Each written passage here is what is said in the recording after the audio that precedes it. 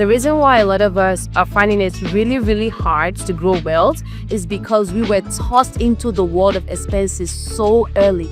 Like even when we didn't quite understand or were able to figure it out, but we're already tossed into the world of paying bills, paying this and that, and that's why it's really hard to recover. So if you want a foundational and a real tip, I would always tell you, welcome to Adesola Right.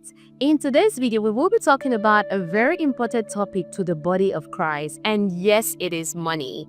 A lot of people have this misconception that money, making wealth, and being a Christian, being a follower of Christ have nothing in common, but I'm here to tell you that you're so far up the mark and it has everything to do with each other because the Lord has called us to a life of wealth and abundance.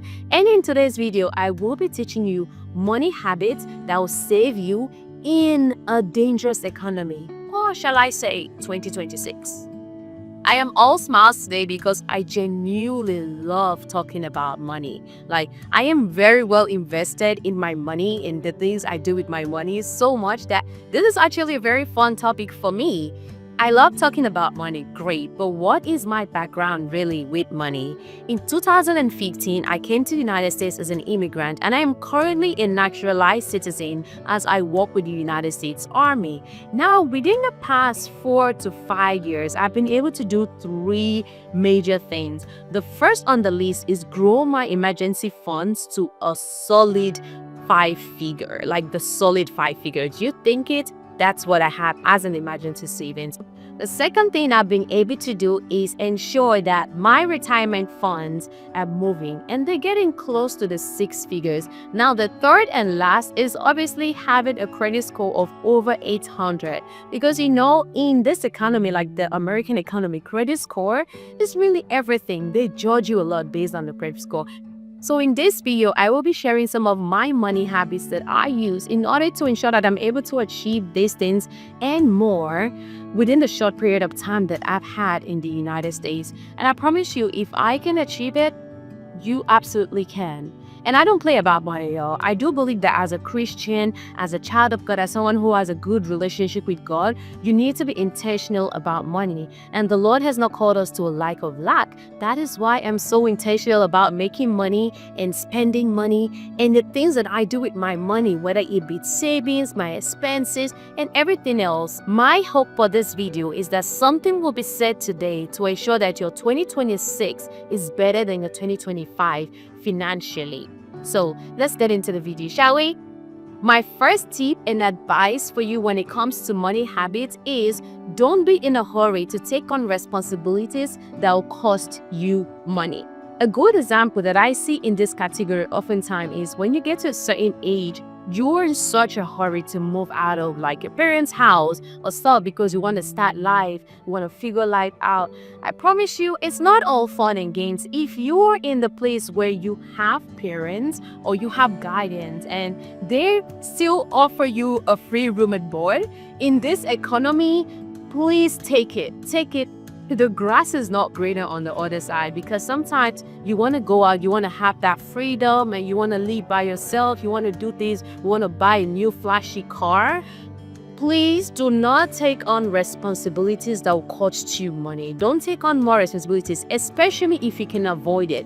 Now, I do understand that in some cases you do have to venture out and stuff like that, but you really are the one who can determine if that is the case for you. But if you think that I can still get some free room and board from my parents, from my guidance, nobody's chasing me out of their house, please, I promise you, stay there. Stay there for a couple more months. You will need it, especially in this economy. You will need it. This is something that I've done personally. I was definitely blessed with people in my life. At a point in my life, I lived in Maryland. And while I was in Maryland, I actually stayed with this wonderful family. They're like my second family now, literally. I stayed with this family. And even though it was supposed to be a short time, over time, we just really bonded. And At any time during that period, because I started working a little bit, I could be like, oh, I want to leave. But guess what? That wasn't the time, because once you leave a place or once you take on more responsibilities, in your mind, you can look at that responsibility and be like, oh, this responsibility is only going to cost me $500. But there are some other expenses attached to that responsibilities that you're not seeing right now because you just want to be out there. So this is a time to shield yourself from certain responsibilities if you can. Even if you graduated university, there is no shame in still living in your parents' house after university. And this is me telling you, no shame at all in that beautiful game. It will save you a lot of money. What can you do with the money that you've saved from being, not bringing on more responsibilities to yourself? You can save it. Or you can use it to either put it in some brokerage accounts, anything else, but spend it. Because when you spend money, the thing about spending money is you think you're just spending money like, oh, I'm just going to spend this money. It's really nothing, right? But when you plan to spend $500, in the long run, you're going to be spending $750 because there's going to be other things coming up that you never thought about. So do yourself a favor. If you can, do not bring on more responsibilities onto yourself that will cost you more money. Say no to responsibilities. I know. Say no to financial responsibilities that you don't need to have at this point in time, okay? Saying no to financial responsibilities that are not a necessity is a foundational tip for actually growing wealth. The reason why a lot of us are finding it really, really hard to grow wealth is because we were tossed into the world of expenses so early. Like even when we didn't quite understand or were able to figure it out, but we're already tossed into the world of paying bills, paying this and that. And that's why it's really hard to recover. So if you want a foundational and a real tip, I would always tell you, stay away from financial responsibility if it's not a necessity. Tip number 2 is get a passive income and then save it. Now, tip number 2 doesn't really work if you don't practice the last line, which is and then save it. When I say get a passive income, it means you already have something that you're actively doing. It could either be schooling, it could either be like your main job, right? Get a passive income, something else, and then save the proceeds that come out of it. Now, passive income for a lot of people may not really be passive because sometimes when you talk about something being a passive income, it's something that you don't have to be actively involved in, but you can still earn from it. Passive incomes are really hard to get in this economy, and I understand. So in the space of the passive income, it could also be your second active income, right? So if you cannot have a passive income in this economy, that's totally fine. Everybody's trying to figure it out. I won't be over here and tell you oh, you should have a passive income. If you don't have it by July, you're a failure. No, don't let anybody pressure you into anything. If you are able to get a passive income or a second job, and you can get some funds out of it, you can earn from it some income, you need to be saving that money. A trap that a lot of us fall into is that we open up our expense appetite. When you open up your expenses appetite, what happens is that no amount of money will ever be enough. So if you earn about $4,000 to $7,000 on a regular monthly basis, and you now have a passive income that can be bringing you $1,200, you need to be saving the money from the passive income, because the way you should always think about it is build your life and your expenses around your major income. And that's to include the savings that is coming out of there. So that means that if I'm earning $4,000 every month, I want to try as much as possible to build my life around that $4,000. Now, it might be very tight, hence me getting a second job or a passive income. When I get that passive income, what that is going to serve as is my savings money, because it is very important. Save your passive income. Do not open up your standard of living or your expenses appetite because you now earn an extra $1,200 or maybe another amount. Don't think of both of them as your incomes. No, think of only the active income. And there's a reason why I'm saying this. A lot of people, once they know oh, I'm about to get a raise at my work, or I'm about to get a second job, they open up the expenses appetite and then they're never able to recover. Because the same you that can spend $4,000 2 months ago when you open up your expenses appetite, you will be able to spend 7,000 easily, and it will still feel as though you're spending 4,000. It is crazy. That is the science behind money. So, cut your coat according to your material. Remember, the main thing I want you to take out of this tea is that your passive income should be used for things that can offer you some sense of security, your emergency funds, your savings, your retirement account, and all of those stuff.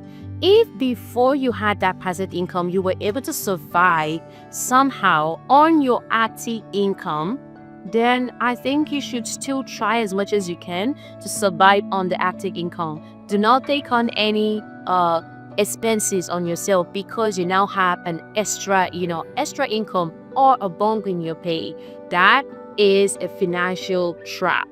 You need to make sure that you don't do it in the year 2026 in order to relieve yourself of financial stress. All right, the third tip is developing a savings habit. If you notice, the tip 1 and tip 2, they're kind of like trickling down to me, hinting to you that you need to save more, right? Yes, and this is the part that people really don't want to hear about. But before this video, I asked ChatGPT, I said, what is the average savings? How much is in the average American's emergency savings? And the numbers will blow you away. They said $400 to $600 across all adults. With right now, the baby boomers have like a higher, higher percentage, let's say about 2,000 in their savings account, while the millennials and Gen Zs have about 400 to 500. These numbers are scary, especially when you think about what 500 or 600 can do in this economy. In most cases, 500 or 600 is not even enough for part payment or rent. So in any situation, when you're out of a job or something happens, really that emergency savings is not really fulfilling its duty because it's supposed to be there for emergency, right? So ensure you save. The very first place to save in is your emergency savings. Now, I know a lot of people do a lot of investing, and I'm not an investing guru. As a matter of fact, I wish I was an investing guru. I wish I knew how to invest, but I once invested in Dogecoin and I lost a lot of money. And by a lot of money, maybe like $500, but that's a lot of money, y'all. A lot of money. Good money. Hard-earned money. Anyways, I'm not an investing guru, so I really cannot advise you on investing, but I would always tell people to have money in their emergency funds first. Why do you need to have it in their emergency funds first? Why not just go ahead and invest? It's cool. If you want to go ahead and invest and that works for you, fine. But any money that is invested, usually with stocks and stuff, I always think of it as a 50-50. Like you can gain and you can lose. So if you know that you don't even have the minimum emergency savings, like something to help you out should there be an issue, why do you want to put yourself in more issues and just like lose all your money at once? I don't know why people do it. However, this is my recommendation to you. This is what I've used and this is what has worked for me. Make sure your emergency savings is started. Make sure your retirement account is started. Make sure that you're putting money in places that needs to be. And also, if you have a business idea that can work and that you can sustain, or you have help that can help you sustain, go for it. 2026 is that year where we have to break financial barriers. There is a certain group of people, like people are there making this money. You can be one of them. You can be financially stable, but it all starts with a little bit of habits. Everything is connected to each other. So don't forget our tips for today. Number 1, I said do not be in a hurry to take on responsibilities that will cost you money, especially if you don't need to. Number 2 was get a passive income and save the money from the passive income. Do not add it to your regular expenses, because guess what?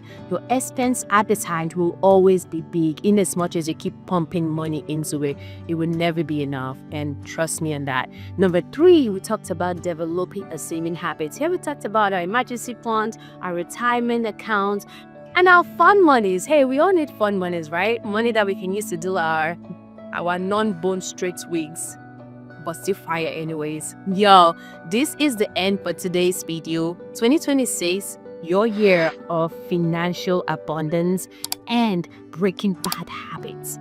So I love you. This has been fun. See you later. Wow.